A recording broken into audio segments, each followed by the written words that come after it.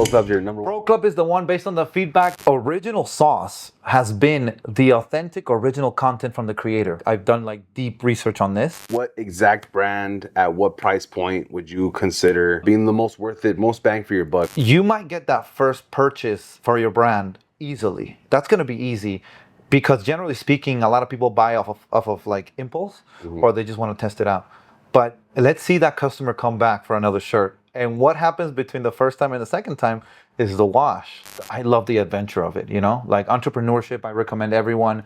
If you want to test your character, your patience, your discipline, instead of honing into the info and keeping it to the grave, let's share it. No job waiting for me in LA, and I had $2,000, and I stayed in a Motel 6 in Van Nuys. What part of starting a clothing brand is the easy part versus what the actual hard part is? Do you look down on brands like Gilden or those very cheap $2, $3 shirts?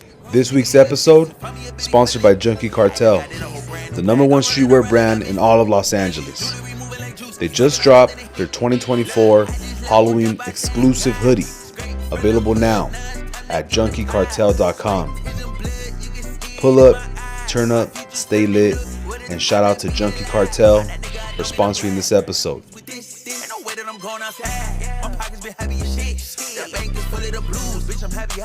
What's poppin'? It's your boy Moses, aka Nomo, chilling right here inside the Lit Outlet studio with another episode of the Lit Outlet podcast. I got a very special guest in the building. I got Mr. Gian Frabati. I am the owner of Undisputed Principles. It is a bookstore / clothing store which celebrates growth of character, a lot of self-development, and business development.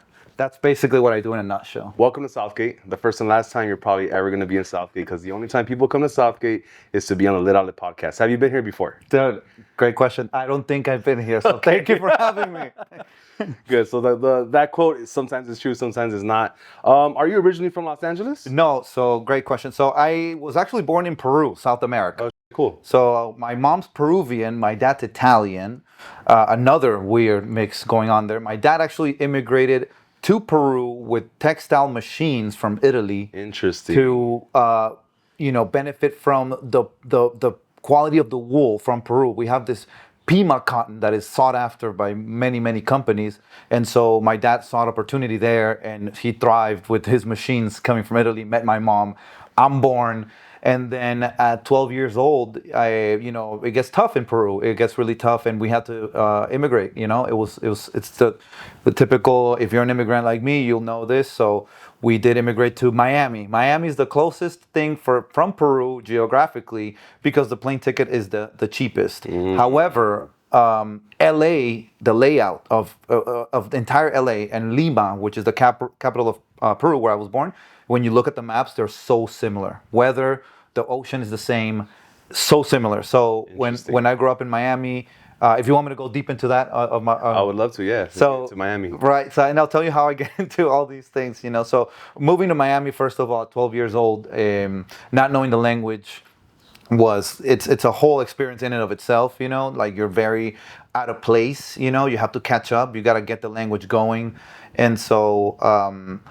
We start there, but I always, as I grow up, I got into skateboarding. I did a lot of skateboarding, big part of my life that kept me out of a lot of trouble to skateboard. And graffiti. I did a lot of graffiti, full trains, you name it, billboards, walls, all of that. And though some people perceive graffiti, especially in LA, I think it got a little bit crazy with the mix of tag banging. Yeah, so I wonder, whoever survived that, man, big props, because I know it got tough here when you possibly just wanted to paint. Yeah. I got mixed in there, but graffiti kept me out of more trouble than what was around me when I was growing up. So I always looked at LA, like LA graffiti and skateboarding.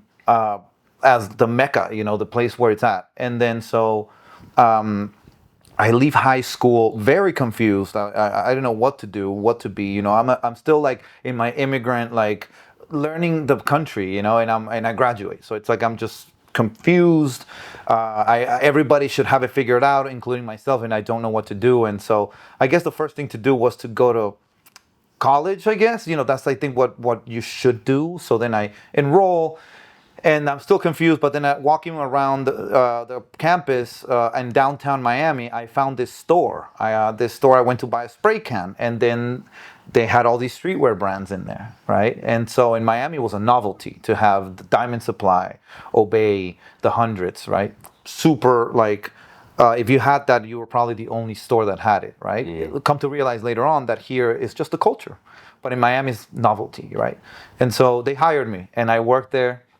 I learned a lot about these brands. I learned about streetwear in general from this store and just the customers. I worked there for about 7 years. Oh, wow. I actually was kicked out of school, kicked out of college. I couldn't keep up with the money, because at first, I came on a visa that expired, So then that's another hurdle to jump over, but it will be tied around at the end. How adversity actually is the fuel that you need sometimes. Like at that time, once you don't lose a visa, then there's no more college for you. There's no more benefits. There's nothing. You're literally nothing here, right? And so I could become that nothing that this, whatever paperwork says I am, or I can continue to try and persist, and that's what I did. Lucky for me, things got better later, but from working there, I learned how to do graphics. Actually, I was like, well, I see all these brands, but we don't have anything for us, So I get into graphic design by downloading a torrent, which is, if you guys know, you might be too young, I don't know, but back then there was BitTorrent. You could download things, and I downloaded an Illustrator course because I couldn't afford college, and I learned how to design through there. Did my first graphic, which nobody believed in. The owner of the store, Isaac, really good guy. I have no credibility. So he's like, why should we make this shirt? And the shirt was, I took a picture of the city seal of the trash can outside of our store, and I put it inside some text that said, F you from Miami, but it was all spelled out, right? Very, core streetwear, right? It's like pushing it bold, to say the least. And, profanity is something that at the time was, prevalent in a lot of the shirts. So I put the city seal in the text, simple, but never seen before, right? And so I told Isaac, look, if you print it and it doesn't work, take it off of my check. I'm fine with that. And so I remember we Print one shirt? No, one run. Ooh, a full size run? Yeah, full size. And at that time, this is 2005 or six or seven. Screen printers have high minimums. Like we have DTG, direct to garment now, which has no minimums. Back then, the minimums were high, so I had to do, I remember exactly 86, which is a weird minimum. Goddamn. And I went in it, man. I went in it, and we sold out of the shirt, actually. People never saw their city seal on anything. It had all the elements that I had learned in a way, marinating, right? The boldness, the attitude with the FU on there, and the repping of Miami that nobody had done at that time. So from that point on, I was like, I'm going to keep doing graphics, And so it's sort of like the career chose me by me trying things out. It wasn't going to school first and picking from their curriculum and identifying with that. It was more like, let me go do things and then see what sort of gravitates towards me, And then, to continue to see how I ended up in LA, right? So from then, Miami has a ceiling to a degree. It's one season, right? It's flip-flops and tank tops. That's just the Miami weather, boat life, right? It's 90 degrees with 90 degrees with 90% humidity. So layering bomber jackets, no, that's your suicide. So as I'm hitting this ceiling with the different aspects of fashion, right? Different layers or jackets or whatnot, I start thinking about LA. I'm like, there's something going on over there. I think that whether it be from the skateboarding culture and the graffiti and the streetwear, I'm like, what's going on over there? What is it? There's something going on. So I'm like, you know what? I'm just gonna go over there. Right. And I grew up, again, Miami, 12 years old. My family's all there. I have a secure job, right? At this time, I'm doing my own thing. I'm not working. I'm doing my own apparel, living off of that in Miami. So I have something going, you could say, right? But I still didn't want to wonder what that would have been like if in my deathbed, right? I'm like, man, I should have taken that trip to LA. You know, I don't. That's the thought that I had, which was the only push I needed. Nobody wanted to come with me. My boss at my last job was like, dude, you're crazy for going over there. You need like a lot of money. It's very expensive. It's very big. All the naysayers, you know, and even family at this point, not to knock family, but sometimes, you know, your dreams, your reality, what you have envisioned is too big for those around you, and they care for you. So they want to tell you, hey, man, stay here. It's safe here, right? And to a degree, they're right. But I think you just have to follow what your heart says, no matter what the evidence is. If you have no evidence, just, I mean, it's Nike style, but, you know, just kind of do it in that degree. So I bought the plane ticket with no job. I had no job waiting for me in LA, and I had $2,000, and I stayed in a Motel 6 in Van Nuys. I still know which one it is. It's across the street from the Budweiser and Bud Light factory because it smelled like beer all over that area. So then I land, man. I land here. It's way bigger than I thought. Way bigger from the airport to Van Nuys. You know, coming from Miami with like, you know, in Miami, within an hour, you're everywhere, you know? And here, like from LAX to Van Nuys, I was like, where am I, man? I'm a dot here, right? And the journey begins here, restart from zero, no job. You know, I woke up at 5 a.m. every morning, looking for work, looking for an apartment. I didn't have an apartment. So the hotel room was $130 a night. I only had $2,000, and I need to find a job, and I need to find a place to stay. Every day I don't find a place to stay is another day that I have less or left in my LA dream, you know, and that means I have to go back. And so at first you might think, wow, this is too much, but it's, man, sometimes we need that adversity. Like I needed to be away from my family and friends to a degree, from the comfort of these people that keep you complacent, you know. And it was tough for sure. I was like, it tested me in every kind of way. But I did find a job, and I found an apartment. You know, I got here on a Saturday, and I found a spot by Tuesday. Ooh, nice. And I got to work. Fast Signs in Van Nuys. Fast Signs in Culver City.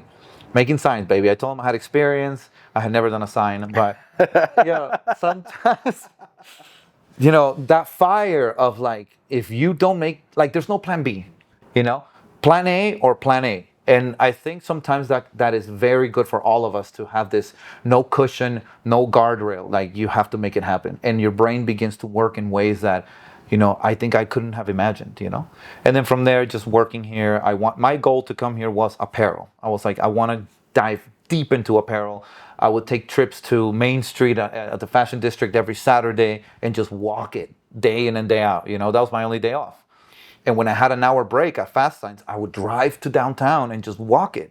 That's how you guys may know some of the content that you've seen is based from those walks that I took, because there's no signage, there's no map, there's no clear guidance as to what's what, you know. But my sheer passion and drive to just get to deep into the industry was what drove me every day to do that. And then, you know, have my regular 9 to 5 in apparel, custom apparel, or graphic design. That's been my trade forever. Until which is another hurdle to jump over, which is, well, I want to open up my own place. Like I want to open up a place that celebrates LA, celebrates all the city that has taught me so much.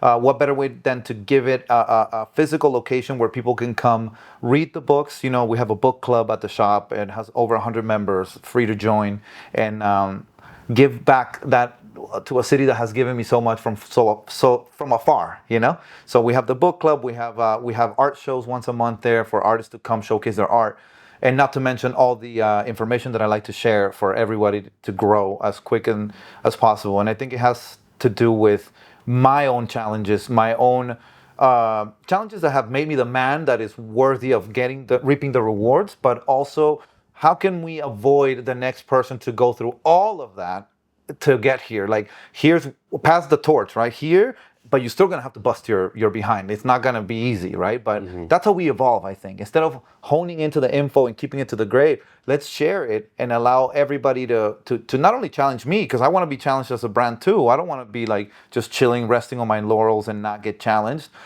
Bring some flavor to the game so we can all evolve, you know? Right. So yeah. Oh, going back to the story, how I opened up a shop, which is another hurdle to jump over. I have a 9 to 5 here. I'm comfortable. I have a steady check, And by the way, I have nothing against nine to fives, but they can keep you complacent enough that you never live out that dream, or we all have that thing inside of us, But the comfort of the 9 to 5 um, can keep us in place, So I was like, well, you know what? I'm just gonna jump. My wife, she saw the location in downtown. We're in downtown LA on 6th and Spring at the historic core. That's where our physical brick and mortar is. She saw it and she's like, why don't you try that? Try renting that. And I was like, I've never rented anything. I don't know what even entails. What you have to do. But she believed in it, and that also means a lot when someone, whether it be a romantic partner or just friends in general, that believe in you and can push you to do things. I think that can go a long way. And her belief was a big, energy. A lot of that turbocharged my impulse to go ahead and open the store. So I went through the paperwork, left my 9 to 5. I just left it. I just quit, and went into the unknown, because now you have this store. It's empty. You have to remodel it, and you have to turn it into a thriving business, which has been a challenge day in and day out. But to me, I love the adventure of it, Like entrepreneurship, I recommend everyone, if you want to test your character, your patience, your discipline, you want to test all these things, you can go to the gym. That's one of them. Lifting weights is a good one. But entrepreneurship in America, it's like you're going to be tested all kinds of ways. And I do it for the man that I'm going to become, not like the profit and all these things are good bonuses, of course, and they're the lifeblood of a business. But who you become in the process is really the reward in and of itself. So, And then here we are. We're just, I'm here. I'm in Southgate right now, sharing. You guys may have seen as of recent a lot of the content that is all this free game about the industry, and maybe you can have some more context now to that my story of like constant struggle to just get above ground. And so I want to share it with as many people as possible so that you guys can pick up the torch from where we're passing it to, passing it from, and take it as far as you can. Let's get into what most people who know you probably know you from your TikTok and your Instagram. Especially recently, you have had some very, I would consider them viral hits, which is very difficult in a time where everybody's a content creator, everybody wants to go viral, but you hit this niche. Do you think most of your followers or people who view your content are clothing, small businesses that make clothing lines, or you think that the general public is just curious to what is inside these stores in downtown that have like almost no signage or signage from the 60s, and like what the hell's in there, right? Wow. What do you think it is? Great question. So generally, I think the vast majority is either people that always wanted to start a clothing brand, to people that have a clothing brand, and to all the service providers like screen printers, DTG, embroiderers, all the people from all aspects of it. But I also get realtors that come by the shop now, and they're like, hey man, I never knew I could make a clothing brand that easy. So it feels like I do tap into a lot of people that always wondered about it, had an idea, but didn't know how to execute upon it properly because it's so obscure. So I think that the sauce, if you will, is revealing information that is behind a lot of closed doors that is of value. I think that today's social media landscape is led by valuable content. I think if it's valuable, authentic, and you can teach somebody something, I think you're going to cut through all the noise. So what I say to that also is that all of us know a lot of things. We just haven't really broken it down or sat down and spent like an hour and write down all the things that we know about, which is what I did, like with my content. I had all kinds of different content ideas, right? I had, the apparel aspect of it, like the brand, right? Here's the new drops. Then I share some content about my graphic design experience or my, not struggles, but lessons and struggles as an entrepreneur. I started breaking down my life into content pieces because it's going to be authentic and I'm passionate about it. So I wanted to do content pieces that I'm willing to live by for the next forever, right? Mm-hmm. I didn't just do like cars or movies or, I wasn't trying to go viral. And I think that that's the best way to go viral is to not try to go viral, right? Honing into my original content ideas. And so when I shared one of my content pieces, which involved where I get my garments, the data after 30 days showed that it did significantly more than my other content pieces, which means the audience is hungry for this type of stuff. And since it's authentic to me and the audience is hungry for it, that unity right there is what sparked me diving deep into all the stuff that I already know, in addition to helping now as many businesses as I can, so people can understand that like it's not as difficult as you think to start a clothing brand. What part of starting a clothing brand is the easy part versus what the actual hard part is? Because I think a lot of people might assume that coming up with the name, the design, finding the shirt, which in theory sounds very difficult if you don't know the inside scoop, but that's kind of the easy part, because those locations where you can get all three of those things have been around forever. What's the easy part, and what's the part of starting a clothing brand that people don't understand or just underestimate? Yeah, that's one of the best questions I've been asked. All right, so thank you for that. The easy part is actually most of the stuff that I'm sharing: where to get your garments, where to get your screen printing, where to anything related to the product is the easy part. How to, either, take photos, do your photo shoot. Not only is it the easy part, but it's the fun part. And I think that most brands just want to get to the fun part. Right. Let me get my photo shoot. I want my clothing brand just to say I have a clothing brand, right? And it's like, I know, and by the way, this is my sixth brand. So Undisputed Principles is my sixth attempt at this game. 5 of them are in the graveyard, all right? Rest in peace. Every time I learn something. So the point is never quit. So I have made a lot of these mistakes that we're talking about, and I'm going to share some of the things that I believe can help. The most important part that no one talks about is your brand's mission, your values, and your vision. How do you want, and I'll explain them really quickly, right? So the mission is, what is the brand's purpose? What is it that it wants to maybe change in the world, right? For Undisputed Principles, I want to promote and empower as many people as possible through the art of self-development and business development. Not only that, I want to make it accessible to everyone, if possible for free, because all of us deserve to have this level of knowledge. It took me a lot of crashing and burning to get to self-development from a lot of books I can definitely recommend, and it changed my life completely. So that's the mission that I have. And the question that you can ask yourself is, when you're gone, how do you want to be remembered, right? And I want people, for me, like, well, you know what? Gian was a guy that motivated me. He inspired me to be a better person, And that's my mission. And it never ends. It may not end in my lifetime, but it can continue. As I go, pass it to the next people. It's an infinite game, is what it's called, right? And I recommend a great book called Start With Why by Simon Sinek, that really hones in on this concept of understanding the purpose of your brand. The next thing would be the vision. It's like, how do I see the world in 100 years, right? And so that for me would be that every single person of all income levels, or especially minorities, to be honest, while they're growing up, they have access to all of these books of self-development and business development at an early age. It doesn't have to be an elective in their public school system. It's just available, whether it be courses. You just grow up with it now. It's not something you gotta go look for, or that is like only for like the business people, right? It's just normal. You know about character development and business development at an early age. That's the world that I see, and it's not happening right now, obviously, right? And so those are the two things. And then the values or principles like that I stand for, it's a set of I have like 25 to 30. We're not going to go over all of them, but it's there are certain things that I stand for. And then what that means is that there's also a lot of things that I don't stand for. And I think brands should draw that line.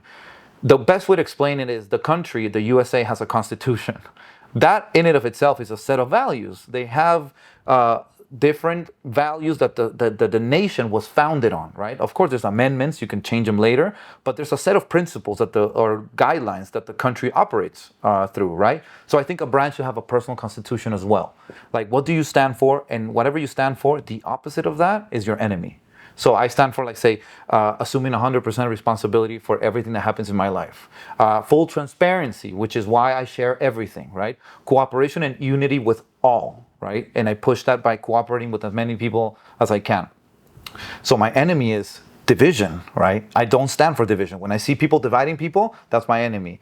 My enemy would be uninspired stuff, right? You're more creative than that. Creativity and craftsmanship is something that I value a lot. So when something's uninspired or just like, has ulterior motives other than and that sacrifice or compromise the craft, then I don't associate with that too much. And it's not to create a war. It's not enticing anything violent or whatnot. It's just like these are my values, And then whenever something doesn't align with it, I say no, Whoever, whether it could be a sponsor, it could be a topic or something, and I know my values, I have clarity, then I don't go for certain things, and that makes the whole journey a lot easier. So, long story short, is get clear on your brand's purpose, your mission, and your values, and this can take weeks. It's not a 5-minute thing. Let me whip them up in 2 seconds. People want to get to the fun part. Right. But what I'm learning about entrepreneurship, and I know you know this too, it is the boring, unsexy, repetitive, mundane, daily things that we do that nobody wants to look at because it's not sexy. And I know in sports it's the same thing. Practicing in the basketball court by yourself, nobody's looking. Those things, the everyday boring things, are the ones that actually lead to the success that seems to happen overnight. Right. So that's for sure the most obscure thing that I see a lot of. I see it lacking substance and the essence of the brand, as opposed to where is it printed or what type of printing procedure did you use. Let's say someone got their Undisputed Principles locked down, right? They know what their brand's about. They know the location where they want to get the shirts. They want to do oversized streetwear, which is very popular right now. Those t-shirts everybody has. Yeah, right? I have one on right now. Right? They're tapped in with the culture. They know what's hot. What is a core piece? Whether it's a shirt, a hat, maybe a combination. What is a core number one thing let's say just streetwear brand should focus on, as far as is it the jumpsuit, is it the hat, is it the shirt, is it a crazy design, a simple design, is it a slogan? What would you say is the first puzzle piece? Yeah, that's great. So a lot of people that I come across, they have big dreams, and you should definitely have the largest dream ever. It will come to fruition, but I always tell them, start simple. Start simple. Crawl before you can walk. Then you can run, and then you can take off on that rocket into the wherever. And so my core thing, streetwear is my background, is all I know. I don't know about other industries, but you have to start with a good old t-shirt. You gotta go with a good old tee. It is to my opinion, the staple, the most expressive medium also, because with t-shirts you can get really weird. You can get, man, it's a billboard, So I recommend starting with one t-shirt. Go through the whole process of marketing it, doing the photo shoot about it, the movement behind it, and get that one right. Get that to start creating some demand, and then we can move on to sets, hoodies, and pants, and all that stuff, right?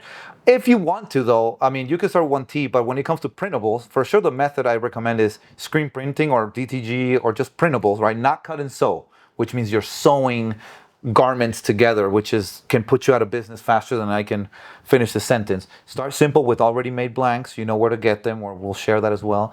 And you can possibly, if you want to get a little bit you want to add some flavor to it, you could do a hoodie, a hat, and a t-shirt. But I just really advise that you start simple and be patient.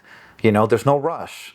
I know you want to get there and have the full line, but you have to go through your own challenges, and you will, even if you think you know everything. Understand the market, because the market is alive and it can change from today to tomorrow. So with the t-shirt, easy to market, easy to sell. Also, if it was to sit, easy to move, right? A cut and sew piece that you paid $50, $60 for, you're stuck with that, So I definitely stray away from cut and sew and start with the good old t-shirt, man. You can't go wrong. Do you look down on brands like Gilden or those very cheap $2, $3 shirts compared to a Pro Club Basics or whatever Los Angeles apparel that people kind of put up on the upper echelon, the higher tier, right? How do you feel about people starting with Gilden shirts? Yeah, so Gilden, the Gilden 5000, man. The Gilden 5. I know. Nowadays, how much is that shirt worth? How much does it cost, a blank? Right now, I'll tell you. Right now, a Gilden in black Black Gilden should be around $2.55. Which sounds expensive from like 10, 20 years Yeah, ago, no, right? it used to be. So I think that the origins and also AAA, don't forget all Oh, style. yeah. Man, these are like Classics. so like I think that we got to think about the origin, right? The Right. origin about these which are staples actually. Now, maybe they could be frowned upon to a degree. Right. But I think that in streetwear it's all we had. Like streetwear comes from I have nothing. I don't know, no design. I'm gonna take that Louis V logo. I'm gonna flip it upside down and do logo flipping, which is the origins of streetwear. Like it's like we want to create, but we don't know. We don't have maybe too many resources, or we don't know exactly what we're doing to a degree, or I'm speaking from personal experience. So I'm going to take that logo, I'm going to flip it upside down, and I'm going to slap it onto the only shirt that's available at the cheapest price. It's like as low budget as it gets. And by the way, bands are still using, I just went to a concert last Sunday, and there were Gildan shirts, man, but I bought it because the merch band, you got to support, Right. So when it comes to, I think it depends on like what you're targeting and being transparent about it. Yo, these are Gildan tees and I'm selling them for this price, right? I think they're mega staples that paved the way to the blanks that we have now. So much respect for that. And, the most important thing is that they're not trying to be something they're not, Gildan is like, yo, man, I'm Gildan, bro. Like, look at the big G on here. You know what's going to happen after that wash. Like, which is, oh man, Straight which is up. fun. I just got back from seeing Lane 7, another great blank provider actually, and they said something very good. Melissa, the sales director, said to me, you might get that first purchase for your brand easily. That's going to be easy because generally speaking, a lot of people buy off of like impulse, or they just want to test it out. But let's see that customer come back for another shirt. And what happens between the first time and the second time is the wash and the dry, right? So our friends Gildan, they never promoted that it's going to be good after the wash, which I give you props for that. But that it turns into complete garbage after the wash, it does, man. And I lost a lot of my customers actually back in early 2000s would buy a lot of them were made of Gildan or AAA, all style. They would tell me, I'm not wearing it twice, man. I'm wearing this once, paying $40 for tees. So, it paved the way, but for sure right now, I would say the audience is, if you're going for Gildan, then go ahead. Just I guess market it that way. Let people know, because you will. If you market it differently or something higher than that, customers are not going to come back. I think eventually towards the end of this podcast, I'm gonna ask you what exact brand at what price point would you consider being the most worth it, most bang for your buck, right? But first, I want to get into you creating content for these mom and pop shops, basically, when it comes down to it in downtown LA, that maybe the parents used to own the textile or the jean denim maker or the shirt provider, and now it's kind of crossing over to the son or a nephew taking over, and they understand the importance of having the company's name out there on social media. And here you come, that almost kind of does it. Well, you do it for free, right? Yeah. So how are you being accepted at all these warehouses with open arms, or are you getting any fight or any resistance? You trying to share the secrets of downtown LA? Yeah. Great question. So I do see the generation of the father passing the company to the son. I see that in multiple companies. There's so many actually. And so one of them shared this with me. It's a place that does, I don't want to mispronounce it, but they do folds, permanent folds on clothing on East Los. The older mentality, our parents' mentality, if you will, was all about full-on gatekeeping. It's like, if I am an embroidery guy, you do not share anything, because right next to me there could be another embroidery guy, and they'll go to him if he has, whether it be cheaper prices or something. So keep it locked in. And understandably so, because these were the only definitive factor from these service providers was the service itself. I think that the new generation now, the sons, are understanding that adding the social media personality aspect to the business is actually the new differentiator from 50 others that could be on the same street. And so that's why I like to go and ask them about their story. How did you come about? How did you get into this business? And that story in and of itself cannot be duplicated, right? Like, unless somebody's living in your same shoes all day, impossible. And so I think that that's going to be the big differentiator, not only for service providers, but also clothing brands in general. Your story and your message is so different because nobody actually views the world exactly how you view it. So I think that that's what I'm sort of like the new generation from these companies understand the social media presence is a big factor. So they're open to share the ins and outs, their story, and by doing so, they become very unique because now they have their own story that again cannot be duplicated. Now, in terms of pushback, it's interesting that you also mentioned that because I have reached out to some places that I still have a couple, man, that like I really want to share because they're so valuable. But like, and the owners are typically older demographic, and they actually mentioned, which is very fair, I don't want, I don't want new customers. I just want this circle that I have, and we're good. And so I'm like, okay, I respect that. You know, they probably don't want a lot of calls or, and so for me, it's like, damn, you know, but I respect it. You know, if you want that, no problem. But if somebody was to ask me personally, I'm like, hey, go there, you know, but I'm not going to post it to get 2 million views on them. That would be, you know, against like my values and their values. They've expressed to me that they want to, that they don't want it. But the other companies that are open show everything, machinery, everything. Oh, and you know, it builds trust. That's what I think the resulting effect of these companies being transparent generate the feeling of trust. It's like, look at the back of it, look at the inside, look how it's made, right? And then for me, it's also like by me sharing the knowledge that I've had for years, I think the resulting effect with my brand is also trust. And that's why I think at the end of the day, valuable content that is authentic and true will cut through all the noise of overly polished, overly edited, polished, fake content. I think the fake is coming down, and the authentic, true, average person that's just sharing their original story is going to cut through all that noise, you know. And at the end of the day, in my opinion, they say people do business with people that they know, like, and trust. In my opinion, I would eliminate know and like. If you trust them, you're doing business with them. And if you don't, you're not going to do it. So that's what I've experienced. And yeah, I don't charge because I think social media is like, I think it's authentic for me to go share things out of the kindness of my heart. I really care about highlighting your business. I really care about that. I really care about all of us rising together through the content that is very authentic. And by charging, I think that it may become a bit transactional, in my opinion. That can kill my authenticity and the authenticity of the content itself. So even though, yeah, I'm driving everywhere, you know, and not charging. And so the question is, well, how are you making money, bro? Like, you're crazy. It's very funny, and this is a little bit on the metaphysical or the faith side. I just feel like in the universe, you know, every action has an equal opposing reaction to it. And so I think I give out of like goodwill and I'm detached from it. I help for helping's sake, not to get anything. And lo and behold, you know, I could be driving home right now or back to the store, and I get a call, or people want to buy X, Y, and Z things from the store, you know, or they'll come by and get a bunch of books, you know. So it's like the blessings, as you share them openly, they don't necessarily need to come from the person you're blessing, you know. They find a way to find you when you give it from with good intent and being detached, you know, not non-transactional in a way. So that's what I'm experiencing. So that's why I'm still here too. So yeah, I think I support what you're doing as far as providing a place for people to go and start their brand, because at the end of the day, the people who own those businesses have employees. Those employees are people that live in my community.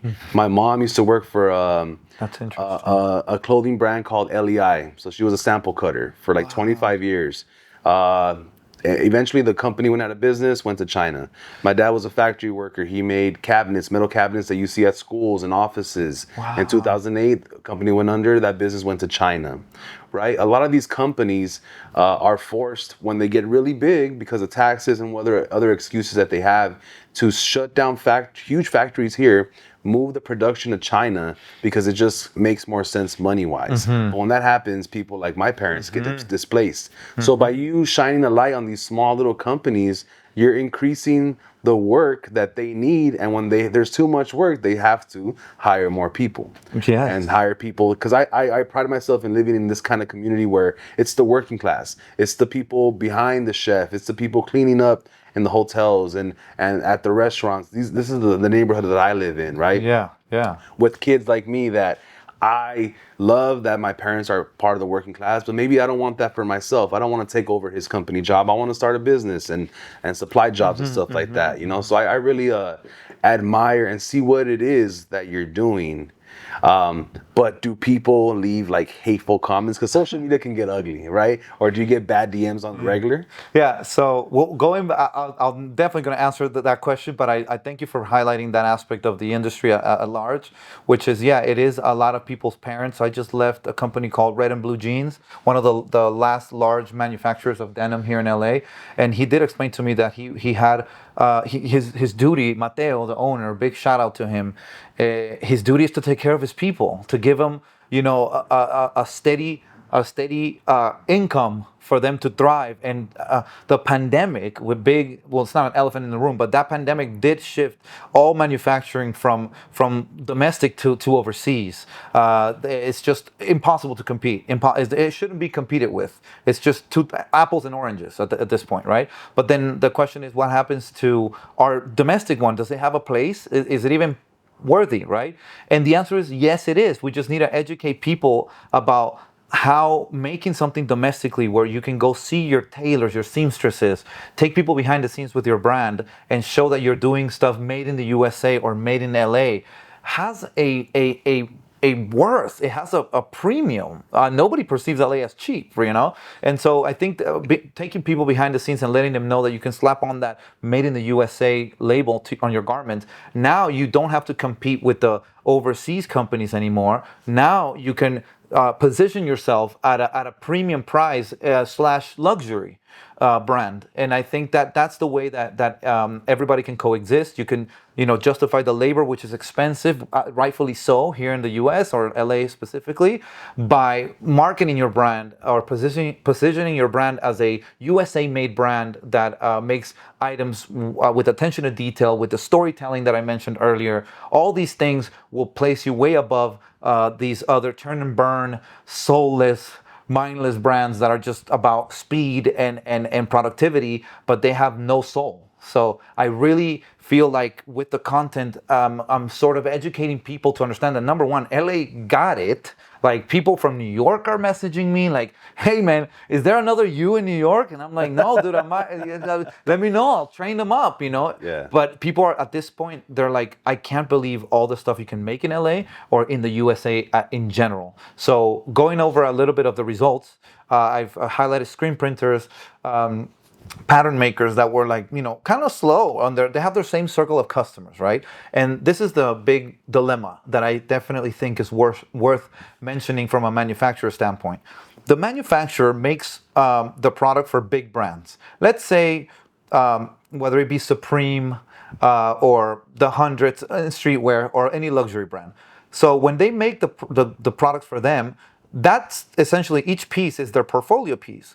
However, they sign NDAs where they can't share that they do that, because the brand, rightfully so, doesn't want to share that you guys make my stuff, because people can copy it, they can get to market before we release it, or multiple reasons that are very valid. But then, so the manufacturer does a ton of work, but no portfolio. It can't share it anywhere. Certainly can't share it on social media. So what do? They stay with the same circle of customers that can keep buying from them, keep giving them work, could potentially lowball them because they're the only customers they have. And I've seen this happen. And so they're in a hamster wheel. The manufacturer stays in this hamster wheel of, like, honestly, stagnation. And they can be doing this for 100 years and never improve, right? In terms of, like, getting new customers, because they're busy but not necessarily growing. So here I come, this random dude comes in here, right, that has a brand that is typically a brand sharing, where the brand does their things, is almost like, it's like I'm like rebelling against it to some degree, right? But I care about teaching and I care about sharing this. So here I come and I'm like, well, I don't have an NDA with you, brand, and I know you, manufacturer, so I can share it. And so the result has been new customers. All these new customers that you're seeing are new people that would have never found out about it because of these factors, such as the NDA, and, like, they're busy all day with this stuff. So now they can branch out to up and coming designers that are super eager to get going and pay prices that could potentially be more, justifiable in today's market, as opposed to this grandfathered in pricing that they've had with these customers. Nothing against them, but I think let's open up the doors is what I'm saying. I've been able to serve that purpose of opening up the doors to new up and coming designers or established designers, whatever it may be, to give these manufacturers a chance to do their production with them. Now, is there pushback? Always going to be pushback, no matter what you do in this life. But I think because earlier you said that some companies want to gatekeep, right? Which is that's their own prerogative. Yeah. But I feel like I want to know if there's any pushback from just regular people. Yeah, exactly. Exactly. I'm gonna go right into that.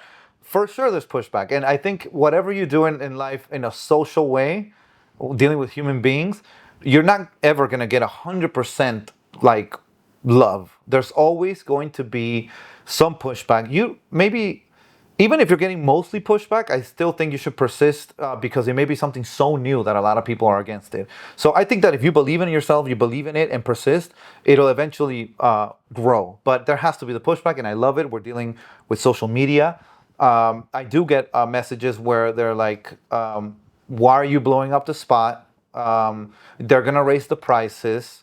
Why are you sharing the secrets? Now, I will say it's 5% of to at most 5% of the feedback is this one on the negative side, where it's like, stop doing it.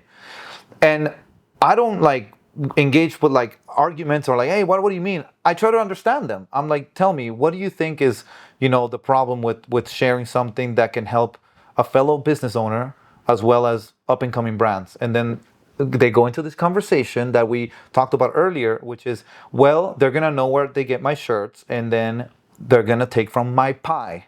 And then what I like to promote, which is, in my opinion, the reality, is an abundant mindset. It's like the pie is not limited. That's something someone made us believe that, but the pie is really infinite. So there's enough for all of us, right? That's what I like to push. And also, again, if the only differentiator between your brand and the next one is where they get the blanks, then you haven't really built a brand fully that has affinity and hardcore fans ready to buy whatever blank you print your clothes on. So I like to understand them. I try to reason with them. I try to see their point of view. And most of them understand. They're like, man, you know what? I never saw it that way. Oh, it's like, oh, you're helping another business owner, which I am, right? The owner of the place is not like, why are you, if they were hitting me up, like, why are you coming here, like with hate email, then I'll probably change, like stop doing it. But the owner is the most grateful one, I have some people that have paid their rent for the next 3 months in one day, thanks to the post. I got people that were going to close, that was the month that I went was their last month. And now they can't keep customers because they're so busy, and they're grateful, And that's what I think at the end of the day, like, it's fulfilling. How can I help people is so energizing and fulfilling in my experience that, if I have to deal with some pushback as the price that I have to pay to deliver my message, I'll pay it gladly, Especially driving around downtown LA, it's a concrete jungle, very intimidating. You hear all these stories about Skid Row. It's kind of a scary place. My experience in downtown LA since I was a young kid, my dad would go into these wholesale stores and look through his grocery list of things he needed to buy, and I would get lost. Wow. I would end up in the back of the store where you're not supposed to be at, looking for my size, things specifically for me because I wanted to buy them for myself. Gotcha. And I've always been a big fan. When I was growing up, throwback jerseys were the thing. Yeah. Throwback jerseys. So I would try to find them in my size. These people, the workers there especially, right? Mostly immigrants. Yeah, exactly. Were so nice to me, dude. They would remember my name, know what I like, remember my size. Oh, I saved this one for you. Here, I got you. You're Chalio's son. I remember you. Your dad's been doing business here forever. Like, we got your back. Like, even till this day, when I go buy blanks there sometimes, when I used to, because now I got a guy. Shout out to Triple Ink in Maywood. He's my guy right now. An embroidery guy and does all my stuff. He's really good. Shout out to Sal. I still feel like the customer service in downtown LA at these wholesalers is underrated. Yeah. They want you to succeed. Yeah. Because if you succeed by selling brands, more stuff, you're gonna come back and buy more fucking shirts. It's almost like they almost work for you. Yeah. And I feel like some people are intimidated to walk in the store and like, damn, I don't even know what to ask for. I don't even know what to. I'm gonna feel stupid, which I feel like that's not the case. No, yeah, they have. Think about it, generation, like we're talking 30 plus years of experience in this industry. So they've seen brands come and go. They've seen what works and what doesn't, And yes, like you said, they're doing consulting for free. They'll do consulting for free. Like one of my first experiences was on Maple Avenue. This place called the World of Hats, right? I walked in there. They're not in the hat section, so it's also like to add more challenges to the fashion district. They're shuffled, right? There's the hat area, and these guys are like on Maple, which is not really the hat area, but they do hats and embroidery, no minimums. Great guys. They actually, I wanted to make some samples to attend my first trade show here in LA. A trade show is where you go sell your brand to retailers such as PacSun, Tilly's, you name it. They go there to buy. Anybody can go, by the way. So I was prepping my samples, and they actually were nice enough they literally fronted me the samples. Shit. Yeah, like they're like, dude, we got you when you get back. Like I rented a car. It was in San Francisco, so they actually did that. They really wanting you to succeed is like, yeah, an understatement to a degree, because they really become emotionally involved with your brand. And that level of service I've never seen anywhere else. And I got back from this trade show, and I actually got a PO, a purchase order from Dolls Kill, which they're in Melrose. A big order. It was like 15 grand. They wrote right there, from that show, from the samples that they fronted me. And so, yeah, that level of customer service, to say the least, is like I've never seen anything like it. And talk to these people. They're there with all this knowledge. As a matter of fact, most of the ones that I'm sharing about right now, they're ready to work. They're ready to pass it on, because yes, it is a demographic that could be getting older, and they don't want to take this to the grave. They're trying to share it with the up and coming generation. So all you have to do is ask, and they will tell you all their experience. Yeah, 100%. That's so sick, dude. All right. We're almost there. We're almost to the part where you're going to share your top 3, your top 2 places to so anybody watching this, hold on. We're almost there. We're almost there. You come off as a person that is not afraid to get his hands dirty. Mm-hmm. It seems like you love to learn, because I'm going to be honest with you, dog. I love to learn, but I'm more of a YouTube learner kind of guy. You have a book club. Mm-hmm. How have books affected your life? Man, that is the question, you guys. Yes. So, again, I come from, my highest level of education is high school diploma. That's it. That's formal education. My good old high school diploma. I have nothing else, right? And so, earlier in my life, being a graffiti writer, skateboarder, I guess you are the culture, right? I am the culture. I am the culture that the bigger brands want to tap into and hopefully understand, right? And so I am that, and I would just fire, and throw stuff at the wall, see what sticks, crash and burn. I have no judgment, no wisdom. I'm still all energy and execution, no wisdom, right? As I crash and burn enough times, I realized that there has to be something else. There has to be something I don't know. So when I got tired of my own crap, I was sick of my own stuff, really, paycheck to paycheck, nothing's changing. I'm going in circles. I'm done, I'm done with me. And that's when you sort of have this rebirth moment that it's I'm open for wisdom. Show me the way, someone, right? Could be God, whatever, something comes to you. So my first thought was well, I guess money is the thing, right? Isn't money what makes everybody happy? And so I got this book called Rich Dad, Poor Dad, which talks about how to invest your money and have it work for you instead of spending it all day, which is all I did. And that book led me to another book, which is one of my favorite books. I go back to it every year, called Think and Grow Rich. Napoleon Hill, Think and Grow Rich. It's all about really understanding the quality of the thoughts and emotions we have every day. And, I thought this was valuable back when I was younger, but in school, nobody promotes that. Emotions, thoughts, that's what is that? It's not real.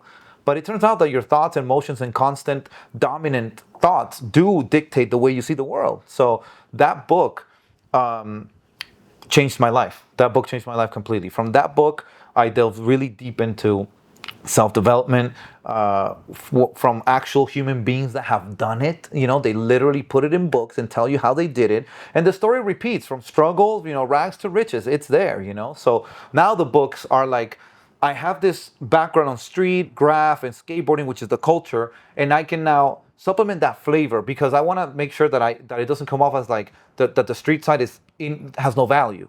It has the most value when it comes to any type of business endeavor, whether it be food, clothing, but specifically for clothing, you have all the flavor, all the culture flows through you, because you are the market you target, right? You're literally the target market that you're trying to make clothing for.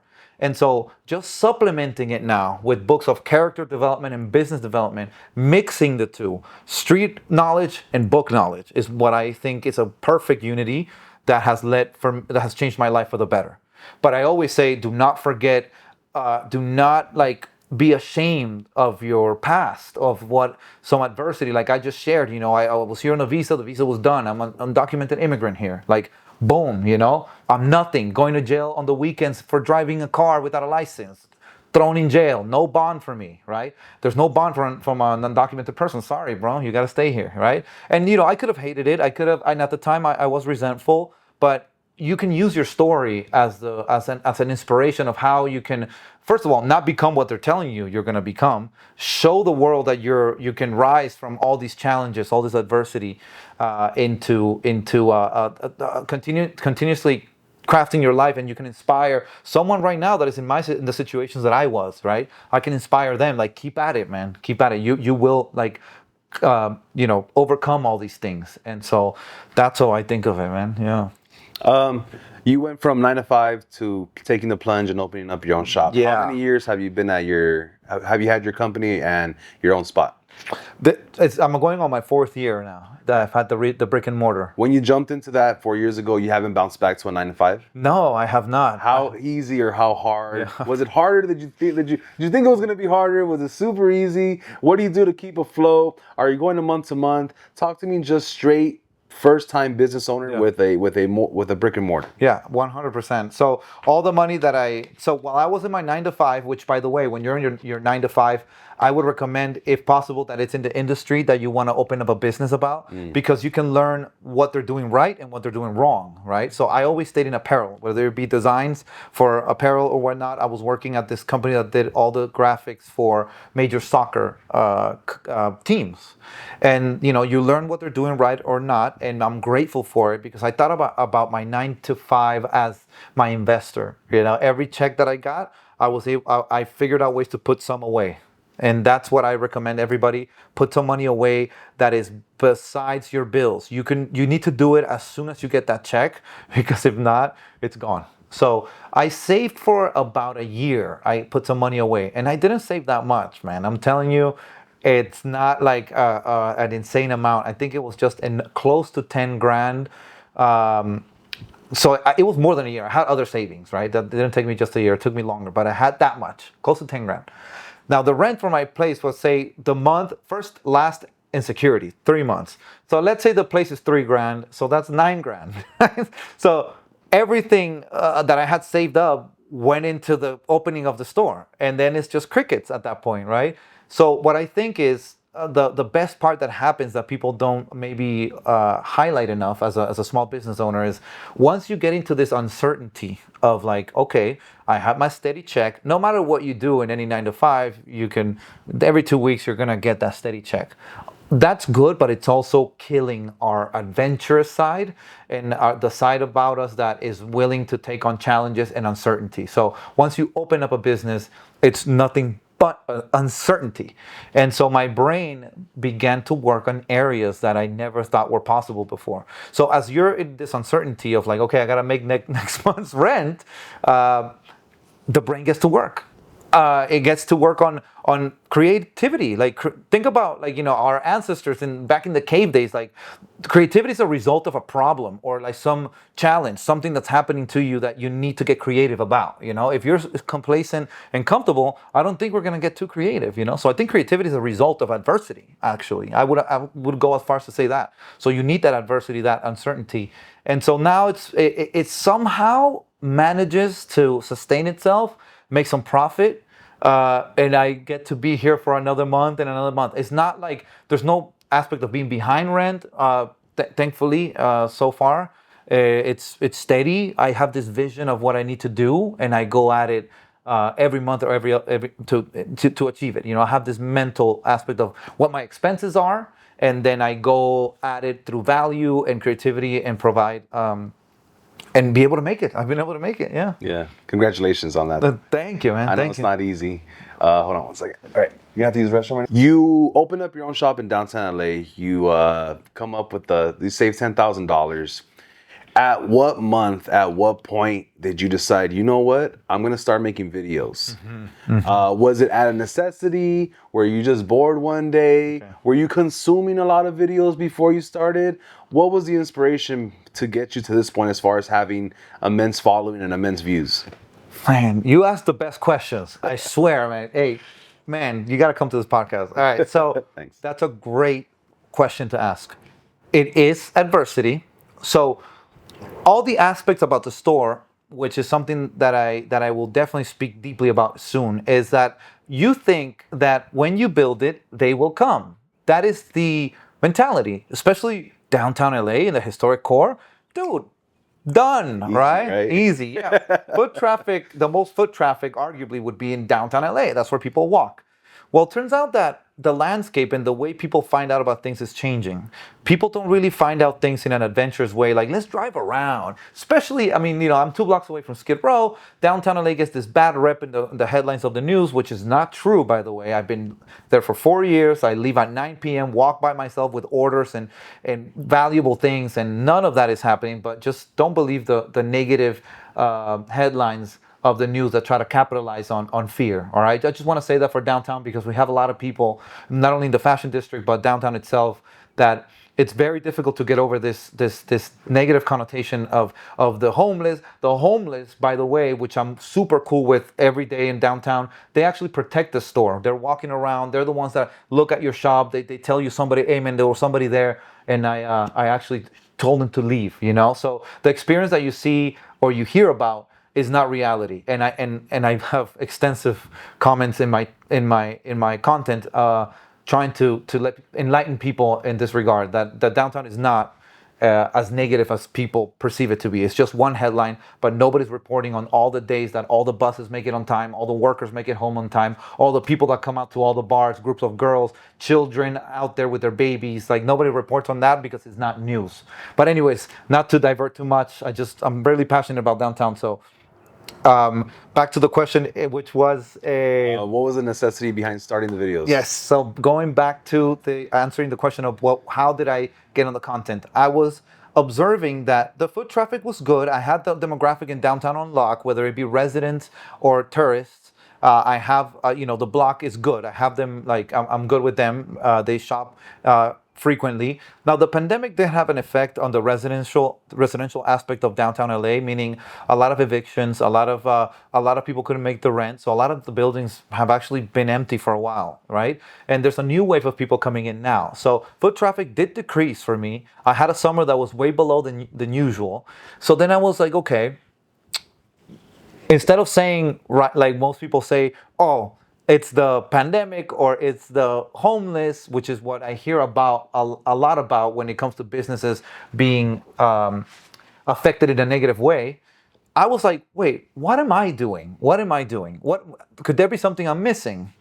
And so I looked at aspects of the pricing, right? The pricing is good. It's average price, t-shirts $30. I'm not trying to do anything out of control. I look at different factors. Is the location good? I'm like, the location's fine. There's just not a whole lot of people maybe walking around. The returning customers are returning. I have my locals that come back, right? But then I'm like, okay, so let's look at my social media profile, right? Which I did not invest time in. And I have 600 followers, right? As of July 1st, I have 600 followers. This year? This year. Oh, shit. So I'll explain deeply how to do this as best as I can so anybody can do it. 600.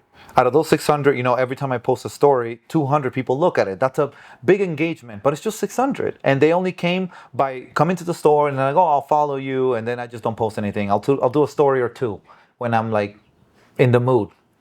So then I'm like, okay, well, this is lacking. And I'm like, well, maybe it's this, because everything seems to be okay, right? And I'm like, well, let's dive deep into this. Or like, let us grow the audience, right? It's social media.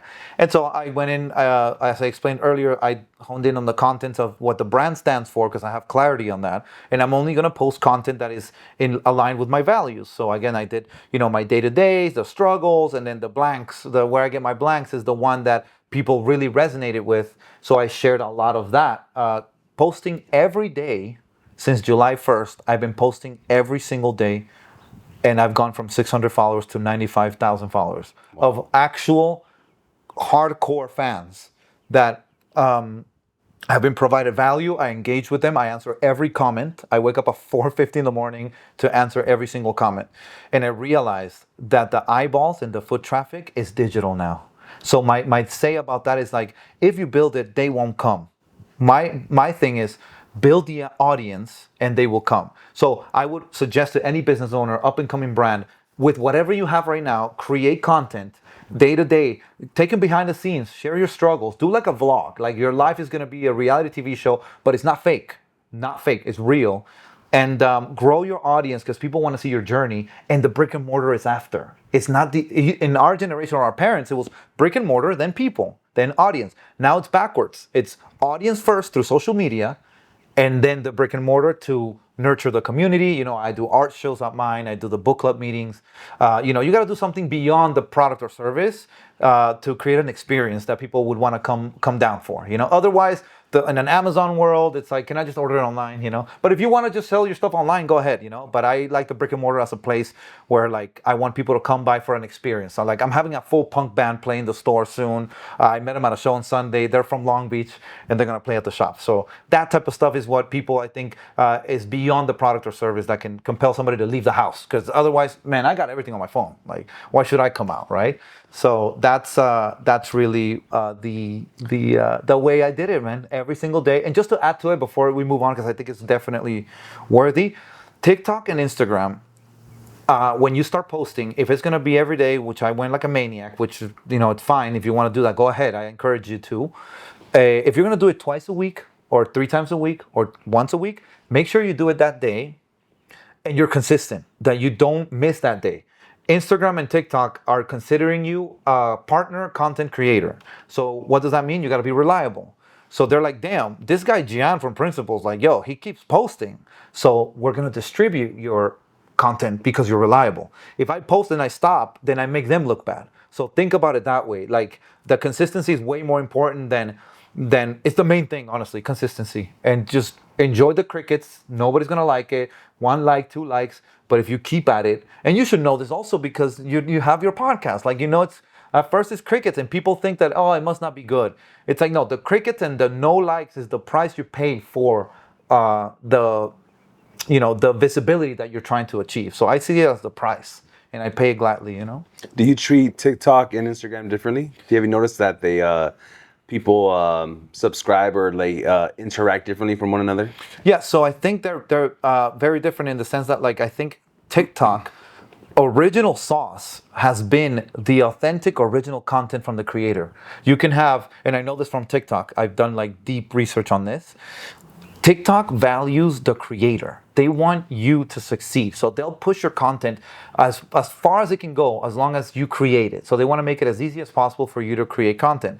Followers, blue check, those don't matter. If you make a valuable piece of content, or any piece of content for that matter, TikTok will show it to a pool of 500 random people.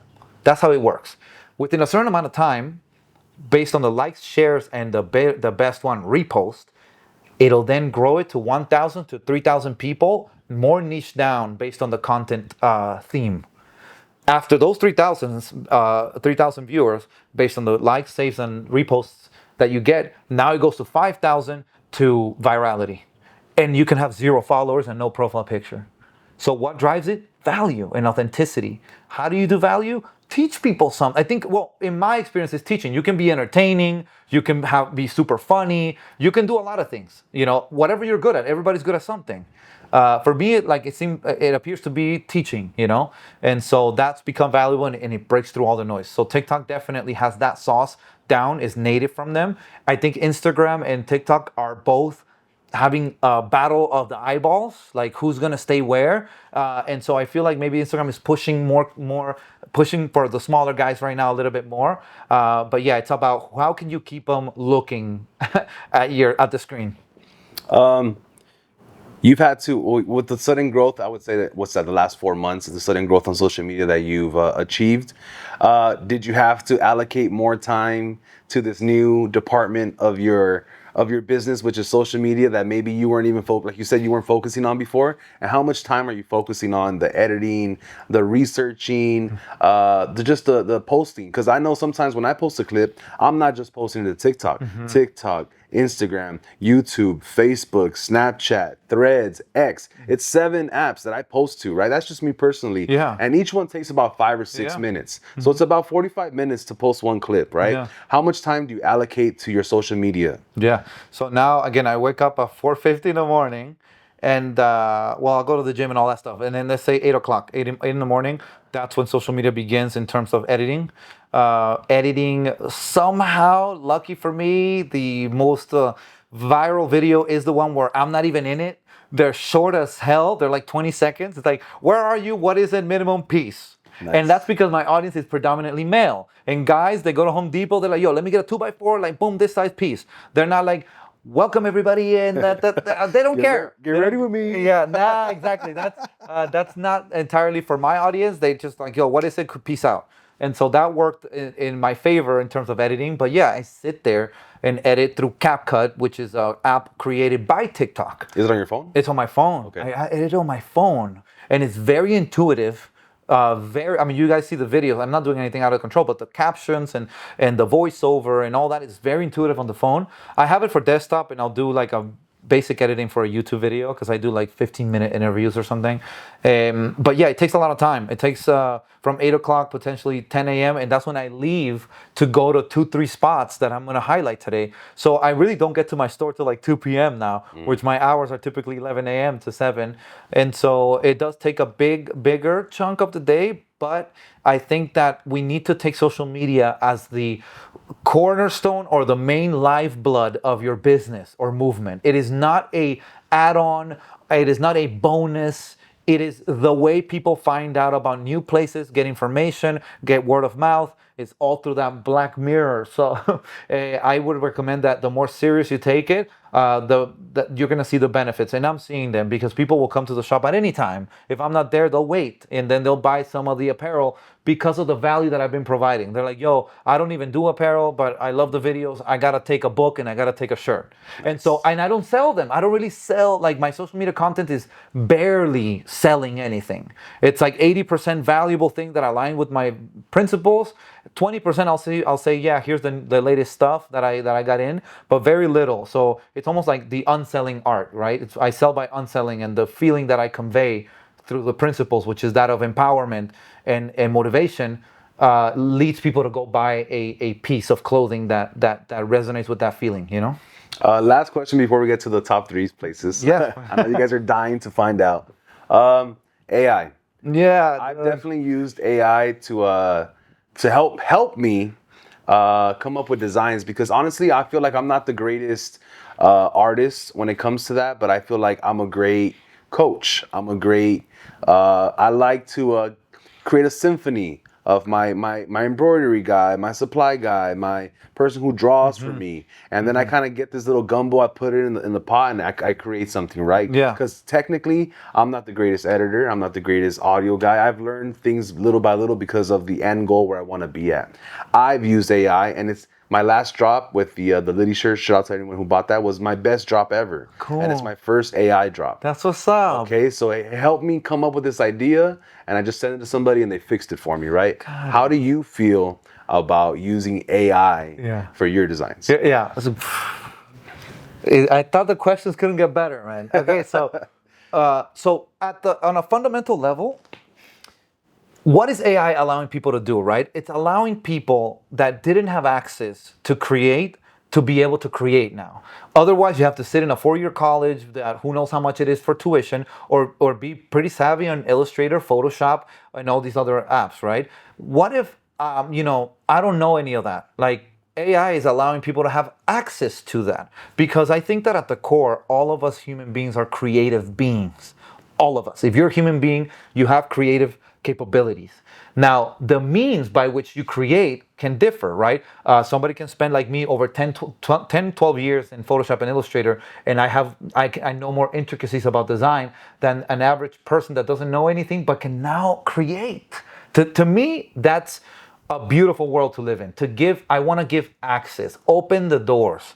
AI is giving a lot of people a chance, such as yourself, right, to be able to make a graphic now before you had to either maybe hire somebody that doesn't deliver the vision or not be able, period, to bring your idea to fruition. So what AI is doing is allowing everyone with creative potential, which is all of you, to be able to execute upon it easily, or in much easier than going to school for graphics if that's not something that you may want to do. So I am all for AI 100%. I think that if we don't keep up with it, you're going to potentially, I mean, this is potentially going to, on another level, going to wipe out a lot of jobs. AI definitely can be operated by one person that can run a bunch of computers that generate art. Now, this isn't to say that AI art is the same as traditional art.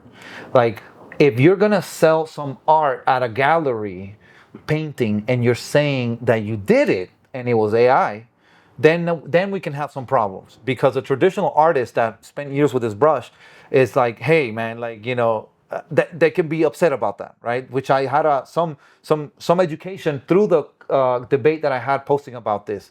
And so I think that, you know, being transparent, people ask you, yeah, it's AI, you know, then be open about it, right? Then there should be no problem. I think that there may be a problem when people that are doing AI and selling it as original, that I did it with my brush, if you will. There could be a problem there, right? But in the grand scheme of things, I think AI is going to now enable a lot of us to just get our ideas into fruition.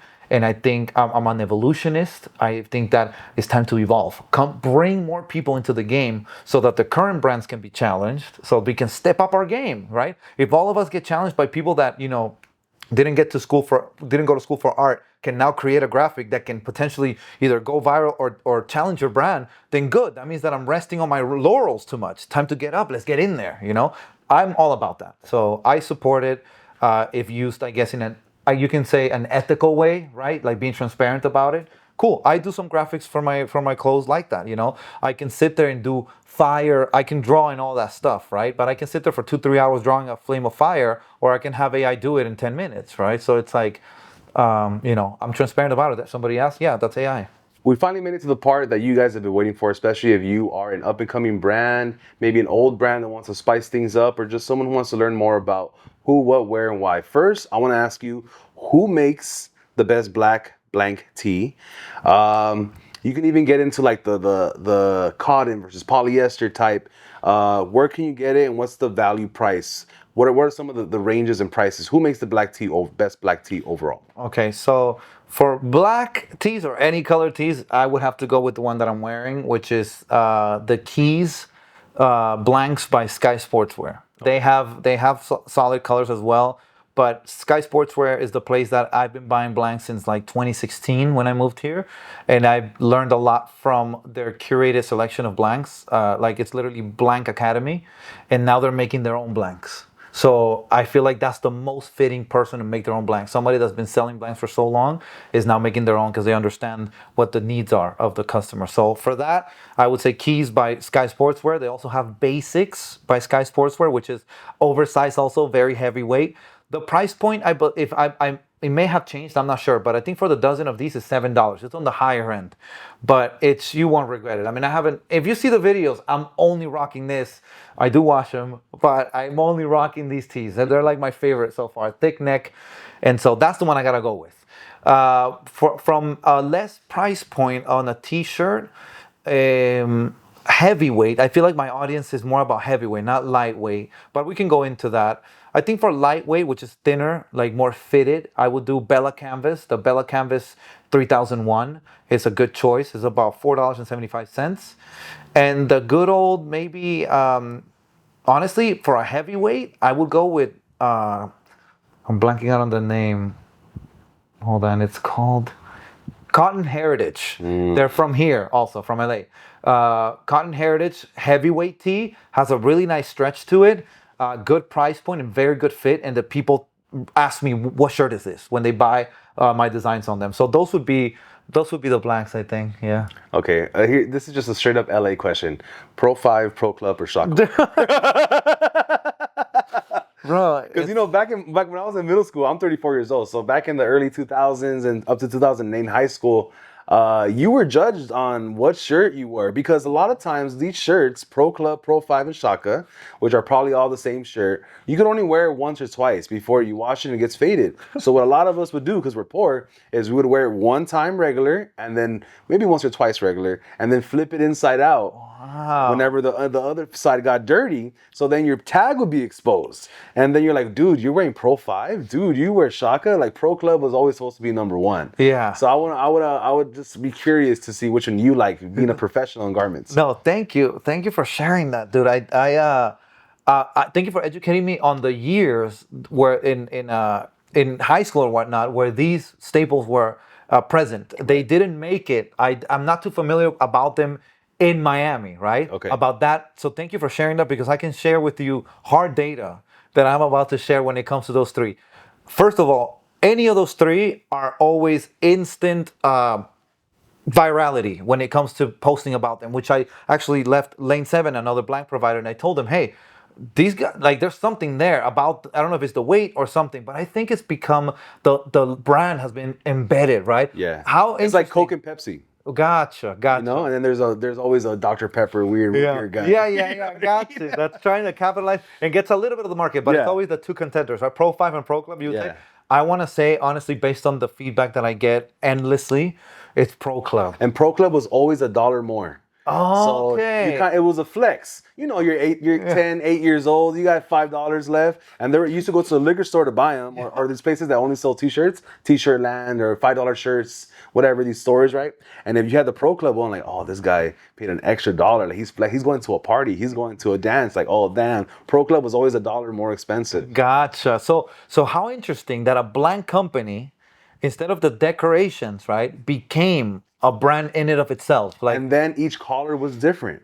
One would choke you more. Okay. One was smaller. So if you were a big guy, you couldn't wear the Pro Club, but most of the time the Pro 5 was more comfortable. Gotcha. And there's always this guy, you always have friends that want to be different. So like Shaka came out of nowhere, like, oh, I wear Shaka. Yeah. Like, what's Shaka? You know what I mean? Yeah, these conversations between guys during gym class or on the way to a party, because for a long time, a blank tee was a very elegant form of streetwear, especially for guys like us that couldn't go to Zoomies or these stores with all these nice, cool, like, prints and stuff like that. Yeah. Like, we took honor and we used to iron them and stuff like that. So you can fit in, you good, and the price is affordable for the income that we got, our families got, but I'm still good, right? Like, cool. So that's the feeling that it delivered. Right. Going back to the branding thing that I'm trying to convey, which is like, Pro Club is an emotion of fitting in, cool, affordable, and I'm in the circle. I'm not outside the circle. That's why also too in my areas, 501s, Dickies, and Ben Davis are also part of the culture, because these are working class brands that are inexpensive, because they're meant to get messed up at your painter job, at your construction job. So they're not super expensive, but if you crease them up and you fix them a certain way, they can last long and you get more bang for your buck. And it also creates a subculture, especially with Mexican Americans and cholos and like tag bangers and people part of this hip hop culture. That's why we love the 501s, the Ben Davis, the Dickies, because you can get them at Target, at JCPenney, and the way you dress them up, what size you get, versus what material and what color it is. Well, color does matter actually, but versus the material, what was more important is the little logo and what size you got. That determined whether you were a punk rocker or a gangster. Wow, that's interesting. Yeah, I'm learning a lot from that. Because punk rockers used to wear everything super tight. Gotcha. And the cholos used to wear everything as big as possible. Yeah. But it was the same exact pair of pants. Got it, but it's a size difference. And then also Chuck Taylor. So the cholos would wear them loose and not tie them, and the punk rockers would tie them as tight as possible and get them dirty as fast as possible. Gotcha. And cholos were always about staying clean. So we're all wearing the same thing, but styles, wearing different it different. Styles. And just to hone in on what you're mentioning, the cornerstone, the main components of streetwear are workwear, sportswear, and tactical wear. Army surplus stuff. Those are the three components of streetwear. Now, and you can mix them. Cargo pants with sports top or something. Those are the main ingredients that develop streetwear. Now it's spread out to luxury or whatnot. It's But funny how you say that because you broke it down like a professor would in like a technical aspect. But all three things that you said, I'm like, yup, I wear that. Yup, I wear that. Yup, I wear right, cargo, camo, yeah. I have a pair of cargo pants that I'll never throw away. They're just Yeah. so comfortable. They're ripped up. They're faded perfectly. Like, you know what I mean? And it's like, I don't know. That we've been, I guess, studied. Yeah, And people who sell this stuff and we keep buying it are like, dude, they keep buying it. We're gonna keep selling it. yeah, Right? yeah. And it's funny because all the items that we're wearing are outside of their utility. Like sports, workwear, but we're not working. And we're not playing. I'm not playing in my Dodger jersey. Yeah, My Dodger hat. I'm not playing baseball in it. So that's interesting to how streetwear in a way was birthed. But I love that you just educated me a ton with that. How it's like the differentiator of everybody having the same tee Right. was style, And then styling them. And then back in the 2000s, right? The tall tees. Yeah, oh my man, I god! know. If you had a regular tee, if it didn't say tall, they would make fun of you. Like, you fucking nerd, dude. how Like, you have to have it at least down, almost close to your knees. You know what I mean? Covering your arms and stuff like that. You had to have a tall tee. Now I think we're doing a sort of like a hybrid mix with the oversized top, Yeah. oversized tees. So we're finding our way back to, for sure, the pants are oversized again. Yeah. I talked to many denim providers, only wide leg right now. So definitely not the skinny stuff. Right. So, it goes in circles. It goes in Yeah, circles. it does come back. Okay, so you're gonna go with Pro Club. Pro Club's your number one. Pro Club is the one based on the feedback that I've gotten from multiple like either talking to Pro Club, the distributors, and the feedback from the social media. It's Pro Club is number one. I have a question for you. As far as downtown LA or these wholesalers, are they all distributors of Pro Club and Pro Club's made somewhere else and the home base is somewhere else, or is Pro Club or Pro 5 or Shockaware LA based companies? Yeah, great question. So Pro 5 is here and on Broadway and 23rd. Shockaware is from here. I went to their headquarters on 28th and Jefferson. Yeah, I've been there once. So they're from here. Yeah. What I know. That's like their home base. So Shockaware is for sure an LA brand, Okay. which is like 100%. I talked deeply about this with them. I'm not certain about Pro Club or Pro 5. I'm not certain. I couldn't tell you, but they do have distributors here. They're here. I haven't seen if they have distributors somewhere else or where they're from. I haven't checked that, but typically you got small, like there's one guy in the fashion district that he distributes and he's the only one. So he was able to get the Pro Club distribution ability and that guy's gone off the rails, viral because there's not that many. But I'm not certain if they're from here entirely. But Shaka, I do know. Is from here. Because I've always wondered, a lot of people that are into fashion or style don't really care where it's made. Mm-hmm. It's just, does it look good and does it tell people a story about who I am, right? Yeah. Where I think nowadays, especially with people creating their own brand, it's like I would support someone like made in LA for people LA, by people in LA. Yeah. I would get behind that story. You know, It's interesting that to me that nobody's printing on Pro Club and like doing your logo, but leave the tag. You have a double whammy there.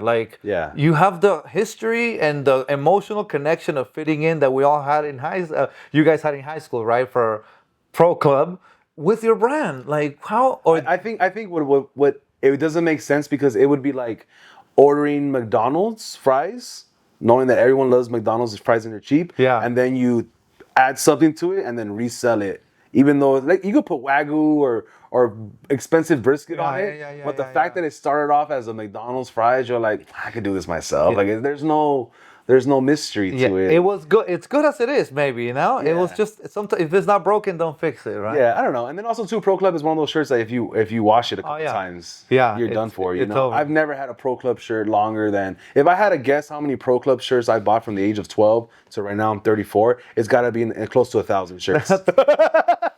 In my time, it's one of those you wear it once and it's over, Yeah, I love that they're in liquor stores though. Unless it's like a work shirt, I like a gym shirt, you throw it on, whatever. But yeah, I do used to go get and I had the little orange sticker, $5.99. And it comes in a bag already, yeah, right? a plastic bag. And as a big boy, I would have to pay extra because those are bigger sizes. Right. So I never got to buy a $3 shirt or $4 shirt. My shirts were always $6-7 retail. Yeah. No, that's interesting to see how they got. I love to delve deep into the Pro Club strategy? How does they are at liquor stores and like they're like available always. Yeah. I don't see like 5 other different blank companies at a liquor store. It's just Pro Club or Yeah, and then you would also be able to buy a AAA there, but it just took one time Gotcha. for No. someone to find out you're wearing AAA. Like, you wear AAA, bro? Like, what are you doing? You know? There's only room for one. Yeah, dude. So it's pretty interesting. Okay, well, I feel like a lot of trucker hats are in right now. Yeah, yeah. Would you? Okay, no. You know what? Let's go back to the shirts. Okay, shirts. Screen printing on a shirt versus DTG Yeah. versus DTF. Yeah. Wow. Great question, man. Great do you question. think? So, okay. So for screen printing, right off the bat, I recommend to do it once you are going to do a large quantity. Okay. Screen printing is worthy of your buck when you have minimums, I would say, of 50 and above, okay, or 100 and above. The more you do, the cheaper it gets with screen printing. This is puff, but it is, that's puff too, I think. So that's screen printing. It is the most battle tested type of decoration you can use. It's gonna last. The shirt will fall apart before the decoration. Interesting. It's good for, I would say, 2 to 3 color jobs. You don't need to do 9 color jobs because you get charged by the color when you do screen printing and the location. So I would recommend start simple, 2, 3 colors or 1 color in the front, 2, 3 on the back. Perfect sweet spot for screen printing to get the most. To pay the most fair price for your tees. Now, if you want to do fully photographic images, we're talking like how you see us in the video right now, full color photo. That's where you go to DTG. So DTG is very soft to the touch, softer than Direct to garment. right. It stands for direct to garment. It's digitally printed garments. They're literally printed from like a printer. And so what's going to happen there is going to be very soft to the touch, and you can do unlimited colors for the same price. Now, this price point though, is going to be steep. We're talking, low end. It could be $15 for the print. And as you do more, it does go down, but it's not scalable like screen printing. In screen printing, you do one setup and then you run it.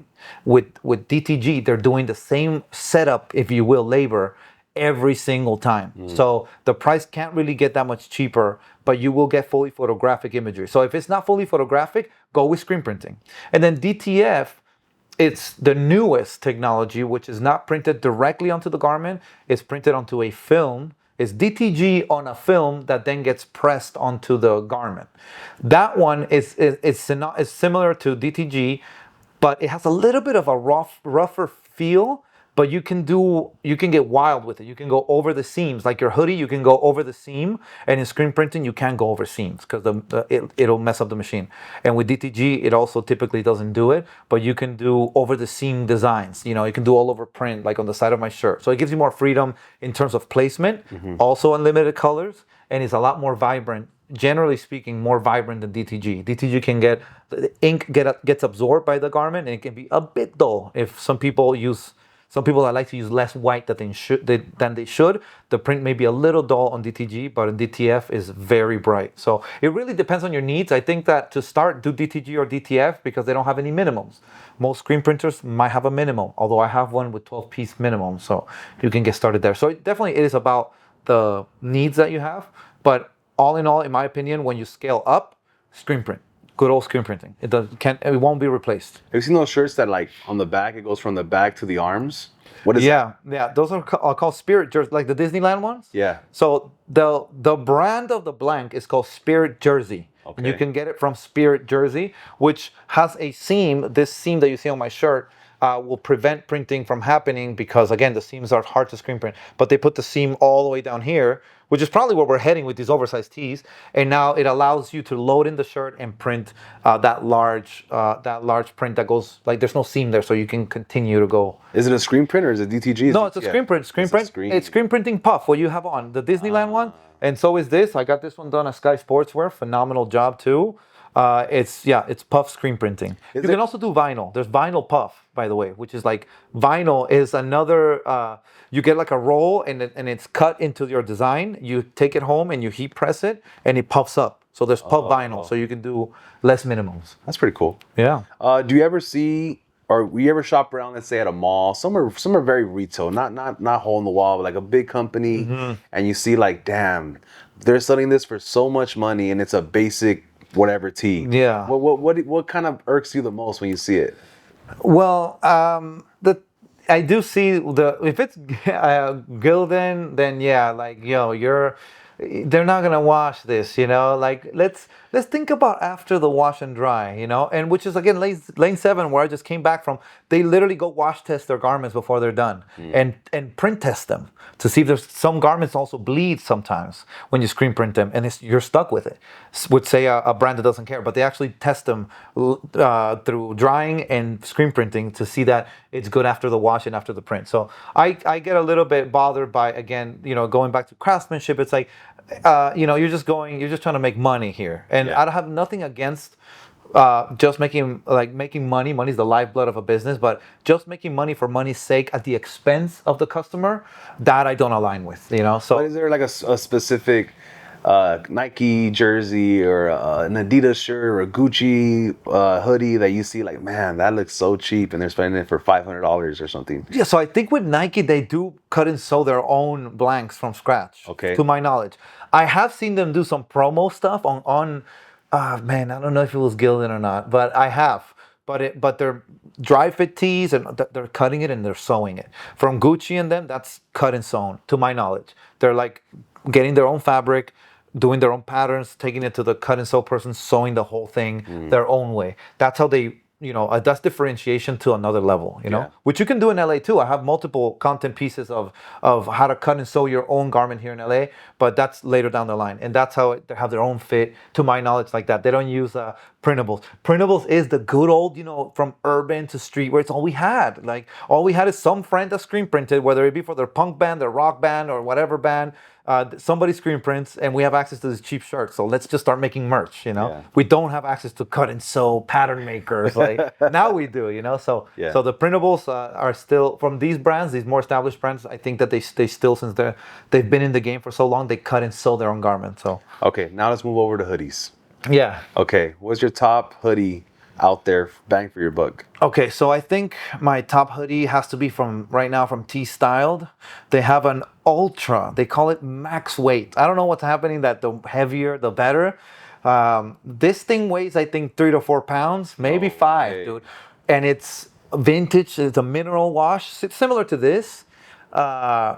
Extremely nice fit. No drawstrings. No seams on the, like, it's like a double, it's like hemmed, I don't know the terminology, but it's like raw on the hood itself from T-Style, also based out of here in LA. That's my favorite one, man. I have, every time I get it in, it goes out, people touch it and it's gone. How much is that one wholesale wise? That one wholesale is, good question. I think it's about, man, I don't want to misprice it, but it's on, I want to say somewhere around 15, 16. Okay. Yeah, to $20. I gotta look at my thing, but that's the wholesale price. All right, what's a budget hoodie that you like? A budget hoodie that I would like is, I would say, look, I mean, Gilden's still not that behind with their hoodies, but I wouldn't push for Gilden. It is affordable. They're like $10. I would go with Independent Trading Co. Independent Trading Co. actually specializes in hoodies. That's their thing, and they have like incredible different, like a ton of different washes and colors, and they just do hoodies. So I love them. The price point, I think, is around 14, and if I'm not mistaken, they are based and made out of California. So they're a hoodie company. They do other things, but mainly hoodies. Okay. That's the one that I would go for. I think that's pretty much, shirt and hoodies is the most important thing. What other garment would you like to? What do you think? What garment or what style of product or thing that people can sell that people are not focusing on, that you think, man, this will sell a lot? Yeah, no, you were mentioning earlier trucker hats. Trucker hats are definitely in. I would get them at this place on Main Street called Vision Stitch. That's literally the name. You can Google it. They have their trucker hats there, big selection, and embroidery with the 12-piece minimum, which is super low. Also in caps and snapbacks, auto caps is another brand that they also carry at this Vision Stitch. OTTO caps. They have like vintage, like off-white hats with like green underbrim. They're like, I would say, comparable to 47 brand or even New Era, which New Era is impossible to get other than through New Era. Yeah. And so auto caps, I think people are sleeping on.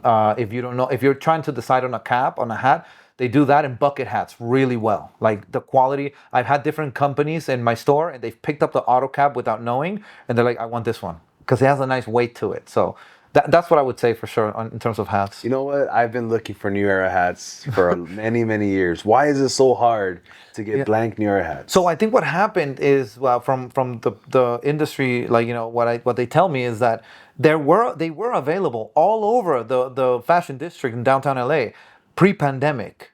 The pandemic hits and they removed them from everyone, and they said it's only going to be sold through us. So I'm not sure what the thinking was behind that. I'm not sure what happened, but they went and just said, sorry, only us. The only thing that makes sense to me, obviously, is they don't want you to be able to, like, let's say all the Trump hats were on New Era. It would make New Era look bad, like they're picking sides, right? They get to control who makes them. Yeah, I'm hoping that New Era like allows self-expression, right? But it's our hat. Maybe I don't know, because I don't know if they don't want to be a blank company, like blanks, or are they selective of who can buy it? I haven't tried, but anybody can make an account with them. You get a seller permit and just contact them. Do you know how much they are with the seller permit? No, I've been trying. I'm still trying to find a New Era. I know there's someone in a warehouse that still got them. I'm going slowly to digging deep and see who's the one. He or she probably won't want me to share it, but I know there's warehouses that I would do anything for some blank, not anything, but I would love some blank New Era hats, man. I'm a New Era guy. I have a big head, so snapbacks look funny on me. Trucker hats don't fit me, so I'm a size 8 in a New Era. Got it. So I've been a New Era baby since my dad sells them, so that's all I wear, you know. So I would love to find that out. Before we go, is there anything that you would like to tell the people as far as getting involved in this industry and just in general, anything about streetwear that you want to say? Definitely. I think that for everyone out there in any stage of their career or just thinking about starting their clothing brand, it's not as difficult as you think. We have the resources here in LA. I am a resource as well. You can come to my store, talk to me directly, and I'll share anything that based on my knowledge about where to direct you. You know, we're here to grow LA. Really, you can crank out a whole brand potentially in 1 to 2 days in the fashion district, and it seems to me that nobody else has this luxury. So if you have an idea, jump in. We need to be challenged. We need more flavor. And I'm talking about, I want to say this because I think that I was mentioning this earlier in my workshops. I've been doing some workshops to teach people how to do e-commerce and things like that. The demographics that I see are African Americans and Latinos. All right, that's what I see there. A lot of, mostly actually. And I'm speaking directly to this demographic because I want you to all to grow your brand, get your brand to fruition. Like, you are the culture, right? If you're like me, I'm Latino as well. Like, we're out in the street all day potentially, right? But when it comes to the entrepreneurial side, I think that we're lacking the resources. So I want to be that resource to show you all how to supplement your flavor, your style that you already got with the knowledge of entrepreneurship and create more brands by us, for us, So. Okay, I'm sorry. You unlocked another question for me. I have to ask you. You said e-commerce. Yeah. Okay. So I've dipped and dabbled in Etsy. Yeah, cool. The blanket and the pillow are from Printful. Yeah. Okay. I connected my Printful to my Etsy, which was pretty easy. Mm-hmm. And I would get a lot of I would do 3 samples a month. That's how I got all this stuff, right? But it never transferred over to like a high amount of sales. Because I thought, just like anybody else, you create the design, you put it on something, you send people the link, and you're going to sell out. And obviously that didn't happen, right? Now, I've fast forward, and I would love to have a Shopify account and then a label maker and print stuff out on the regular and do it all myself. But to me, I can't fathom it doesn't make sense for me to pay $30 a month when I'm not even selling $30 a month worth of merchandise, right? I'll just be bleeding money at one point, being such a small creator, a small company. Is there a way that you can set up a site or through an app where you would get orders yourself, where you could ship them yourself and send them out in a cost-effective way? So doing it yourself, right? Right, all yourself. So I think you mentioned it earlier. I think Etsy can be the most cost-effective one. They do have their fees, but you do ship it yourself, and you buy the shipping label through them, which they have a discount on, and they charge 20 cents for a listing, and I think Etsy's fees are somewhere around 6 to 8% per transaction. The thing is, I'm actually having a master class on Etsy, but I'll talk about that later. So the thing is, Etsy is mainly for crafters and custom goods. For gifting is Etsy's stitch, right? Their niche audience is gifts. So customized items Like is coffee mugs, whether it be pillows, whatever, with some ability of customization. Like it could be any design, but you putting your their name on there. You know what I mean? That's their thing. I think Shopify would be the one that I want to say is. So I sell, by the way, to Etsy, Shopify, and Amazon. I'm on all three of those.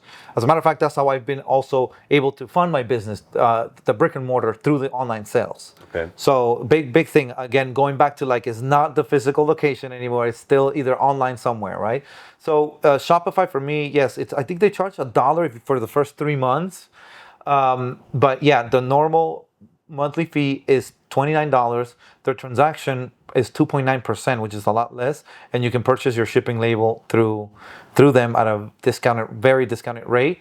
I think the aspect of that would be like someone like yourself. You're already having your movement, and I think it would be worth it to do the ask about the merch. Like really, like ask people to support it. You know, this is how, like, you know, this is our merch, and I think that it would grow the sales through Shopify, but I trust it the most because it's just the $30 a month really that you're paying for, and the shipping label that if the customer pays for it, they're paying for it. You know, that is the only one that I think. I think there's also Big Cartel. I don't know if you heard about that one. Yeah. I think that one's fully free. I think that one's fully free a month. But I would say just jumping into Shopify, man, honestly. Yeah. And then Shopify, you can also, like, you know, I run Google ads, Google shopping ads of people that are specifically looking for things. So as people start looking for things similar to yours, you come up in a shopping ad, you know? And that's how you drive a lot of the traffic. But I would say Shopify because it looks the most professional, intuitive, easy to set up. Yeah, I love the way it looks, man. It does. It's just you know, that $30 a month is like my barrier right now, man. Yeah. Am I gonna be able to just be able to not? Well, I can afford it, but it's just like, is it gonna make sense for me, or should I just? Because right now I'm just DMing on Instagram, and I get my sales on Instagram. Gotcha. Right? And people just Apple Pay me or whatever, Apple Cash, and I just whatever, they come pick it up or we ship it out. But I feel like to scale it, eventually I would have to. Because you can link your Shopify to your Instagram as well as your TikTok shop. You can actually sell directly from TikTok. People check out on my books directly through TikTok. So you don't even have to have anything else, by the way. That's actually, I just thought about that. But on TikTok, you set up TikTok shop and they buy and pay through there, and you buy the shipping label through TikTok. And I think in some posts, you know, I'll tag a product, you know. And so what I do is 80% value and like valuable stuff, 20% ask. You know? Are you part of the Amazon sellers? Yeah. Okay. What are you allowed to sell on there? Is it just 100% original products? Yes, so you have to register your brand. You have to register the brand through the United States Patent Office, Okay. which we can do another episode about how to do that. It's very easy. And now you have the little circle R next to your name. So now you're an officially registered trademark. And through that, you can have your own brand page on Amazon and sell there. Yeah. Because I've applied for it twice, and I think both times I haven't been approved. I think, yeah, because if you're going to be selling, if you don't have your own registered trademark, then you're going to be selling other people's brand. Like there's probably 1,000 people selling Coca-Cola there. So there's only one listing for Coca-Cola. That's what I like about Amazon. Instead of having 50 different listings of Coca-Cola, you have that one listing, and then there's a lot of vendors in it that sell it. Some people have prices up and down, you know, depending on location or whatnot. You have 50 sellers within that one listing. So that keeps the browsing very easy. Instead of scrolling through 50 on eBay, you can have 50 different people selling the same hat. So that's how Amazon, like, you know, compresses everything to be like easy to sell. But you would have to create a brand. Yeah. So that's it would be later, you know. I think later down the line for Amazon. Yeah. Okay. Yeah, I definitely gotta do some more research. Okay, I've held you hostage long enough. No, did I love it, man? I love this. I love this, the questions and everything. Thank you guys. Thank you for pulling up to Southgate. Thank you guys for watching this. Thank you guys for watching the video. Make sure you guys like, comment, subscribe. Also, our new shirts, I'm going to redrop them. I dropped them 2 weeks ago. I'm going to redrop them again for another small run. If you guys want to tap in and buy the Liddy's Stay Lit shirt, please make sure to tap in, DM me on Instagram. Let the people know where they can find you and what you got coming up next. Oh, yeah, sure. This comes out on Tuesday. Got it. Thank you. So, well, it's Undisputed Principles. That's my handle on everything. And our store is on 6th and Spring in downtown LA. Come by. Any questions you have from this episode, come by. We're hosting workshops every weekend now. As a matter of fact, so we have continuous workshops on how to set up an Etsy account, how to set up a Shopify, Amazon, how to get your seller's permit. I actually walk people down the fashion district in a curated form on all the service providers. So every weekend we have a physical workshop where I can teach people how to print shirts as well at the shop. So that's what we got coming. A lot of events where you guys can show up and get your hands on an aspect of the industry, and you go home fully having learned that aspect of the industry. So that's what I'm doing a lot of now. Awesome. Thank you so much for pulling up. Really appreciate it. Like I always say, turn up, pull up, stay lit. Let's get it.